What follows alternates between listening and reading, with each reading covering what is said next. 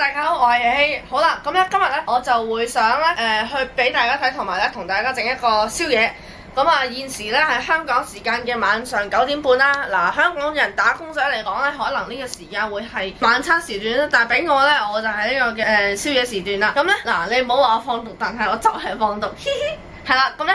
呢條片嘅標題將會係放毒介紹或者推薦一蘭拉麵。我呢個一蘭拉麵咧一陣間介紹俾大家睇。呢個一蘭拉麵咧係當期買嘅。咁咧因為之前啦當然啦，我之前都試過去即係我住喺銅鑼灣附近咧都有間當期嘅。